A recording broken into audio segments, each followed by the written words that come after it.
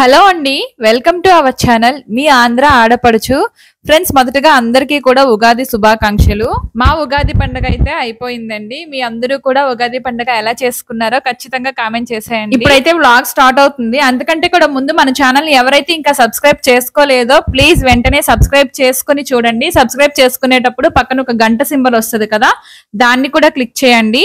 అలాగే వీడియో నచ్చితే లైక్ చేయండి. ఫ్రెండ్స్, ఈ వీడియో మీద మీ అభిప్రాయాన్ని కూడా కామెంట్ చేయండి. మేమైతే సిటీలో ఉంటాం కాబట్టి పెద్దగా హడావిడి ఏమో ఉండదు. ఇరుగు పొరుగు దగ్గర కూడా ఏం హడావిడి ఏమి ఉండదండి. మేము ఒక్కరమే ఇంకా ఇంట్లో చేసుకుంటాం. ఉగాది పండుగని ఒక్కొక్కరు ఒక్కోలా చేసుకుంటారు. చిన్న చిన్న డిఫరెన్సెస్ ఉంటాయి అంతే.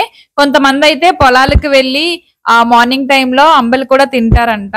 మేమైతే ఇంట్లో నార్మల్ గా పూజిస్తాము. కొబ్బరికాయకి బొట్లు పెట్టి అలాగే కూరగాయలు కొన్ని పెట్టి అరిసెలు చేసి అన్నింటినీ కూడా దేవుడి దగ్గర పెడతారు. ఒక పళ్ళెంలో బియ్యం తీసుకుని దానిలో శతమానంతో అలాగే పసుపు కొమ్ముతో ఓం అని రాస్తారు. దాన్నే ఏరుపీయటం అంటారు. నార్మల్ గా విలేజెస్ లో ఏంటంటే పొలానికి వెళ్ళి కూడా పొలాలు ఉన్న వాళ్ళు పొలాల్లో చేస్తారు, లేని వాళ్ళు ఇంటి దగ్గరే ఏరుపూస్తారు. అంటే మన తెలుగు సంప్రదాయంలో వ్యవసాయానికి రైతులకి చాలా ఎక్కువ ఇంపార్టెన్స్ ఉంటది కదండి. అందుకే మన తెలుగు పండుగల్లో ప్రతి దానిలో కూడా ఏదో ఒక విధంగా మనం వ్యవసాయానికి ప్రాధాన్యతనిస్తాము. ఉగాది పండుగ గురించి చెప్తున్నా బానే ఉంది, కానీ అసలైన ఉగాది పచ్చడిని వదిలేసావేంటి అని అనుకుంటున్నారా? ఏం లేదండి, వదిలేదు, అక్కడికే వస్తున్నాను. మా ఇంట్లో ఉగాది పచ్చడి కూడా మిగతా వాళ్ళకంటే డిఫరెంట్ గా చేస్తామన్నమాట. నేను పుట్టి పెరిగింది ఈ రోజు వరకు, అంటే ఈ రోజు వరకు కాదులేండి, మా ఇంటికి వచ్చిన వరకు, పెళ్ళై మా ఇంటికి వచ్చిన వరకు అలాంటి ఉగాది పచ్చడిని ఎప్పుడూ తినలేదు. మా ఇంటికి వచ్చాకే ఫస్ట్ టైం అలాంటి ఉగాది పచ్చడి. అంటే ఇంగ్రీడియంట్స్ అన్ని సేమే అయినా సరే చేసే విధానంలో లాస్ట్ లో మీకే తెలుస్తుంది చూడండి. ముందు రోజే నేను మామిడి కొమ్మలన్నీ తీసుకున్నానండి. మా ఇంటి ముందు మామిడి చెట్టు ఉంది కదా, బయటకు వెళ్లాల్సిన పని లేదు. వేప కొమ్మలకని మామిడి కొమ్మలకని మామిడికాయలు కానీ. కాకపోతే మా చెట్టు కాయలు చాలా చిన్నగా ఉన్నాయి, అందుకనే బయట నుంచి కూడా కొని తెచ్చాము. అండ్ ముందు రోజు నైటే ఈ పువ్వులన్నీ కూడా మాల కట్టుకుంటున్నానండి. నేను మాల కట్టుకోవడానికి పువ్వులు కొనేసాను. ఆకులు ఇంట్లో ఉన్నాయి. సూది దారం కూడా ఇంట్లోనే ఉంటదిలేని ఓవర్ కాన్ఫిడెన్స్ అనమాట. చెక్ చేసుకోలేదు, అంటే దారం కనిపించింది, దారానికే ఉంటది కదా అని ఇంకా పెద్దగా పట్టించుకోలేదు. నైట్ 9:30 అప్పుడు మాల కడదామంటే ఇంకా సూది దొరకలేదండి. అప్పుడు ఏం చేశానంటే, మనం వాడని చీపుర్లు ఉంటాయి కదండి, ఆ పుల్లని తీసుకొని చిన్నగా హోల్ చేసుకుని ఎలా కష్టపడైతే కట్టానండి. అంతకు మించి కడుతుంటే ఎన్నిసార్లు సూదిలోంచి దారం ఊడిపోతుందో తెలియదు. సారీ, సూదంటే అదే చీపురు పుల్ల నుంచి దారం బయటకు వచ్చేస్తుంది.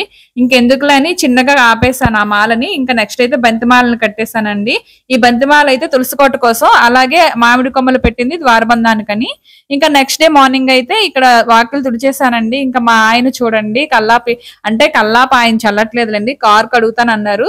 సరే అయితే ఇంకా మళ్ళీ కారు కడిగితే నా ముగ్గు చిరిగిపోద్ది కదా, నువ్వు ముందు కడిగేసే అంటే వాకిలికి కూడా ఆయన నీళ్లు కొట్టేశారు. దీనికంటే ముందే చీకటినే ఏర్పూయడం, దేవుడికి దండం పెట్టడం అంతా అయిపోయిందండి.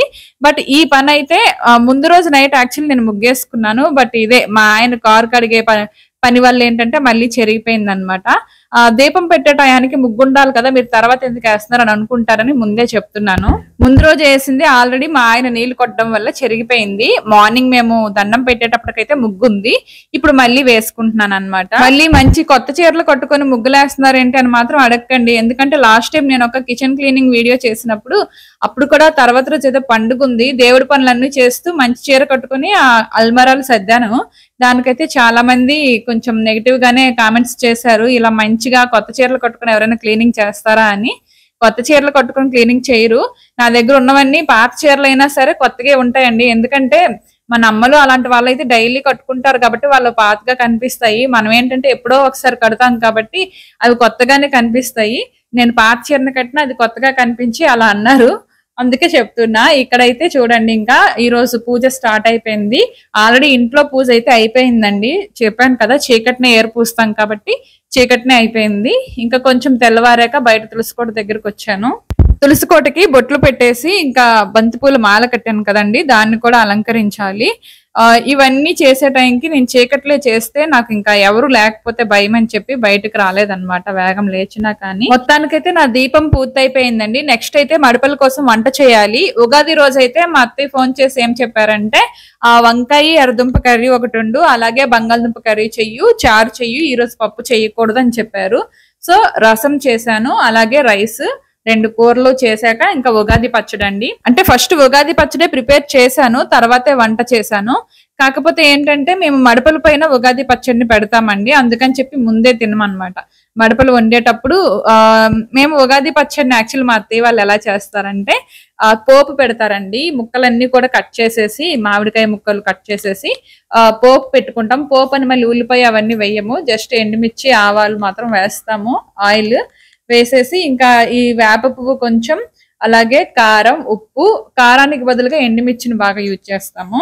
అండ్ మామిడికాయ, బెల్లం, చింతపండు. యాక్చువల్లీ మామిడికాయ అనేది వగరు అంటాం కదా, అందుకని చెప్పి కొంచెం చింతపండు కూడా వేస్తాము.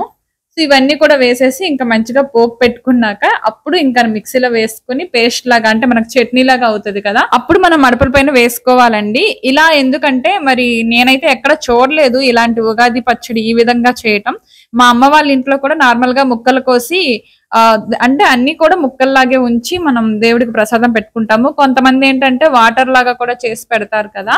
సో ఇక్కడ ఏంటంటే మా అత్తయ్య వాళ్ళు పచ్చడి లాగా చట్నీ లాగా చేస్తారు. అది కూడా పోపు పెట్టి. మేబీ ఎవరైనా చేస్తారేమో, ఒకవేళ నాకైతే తెలియదు, నేనైతే చూడలేదు. మా ఆయన్ని అడిగితే అటువైపు చేస్తారు అన్నారు. అటువైపు అంటే ఎటువైపు కాదండి, మా వైపు అంట, అంటే శ్రీకాకుళం వైపు అంట.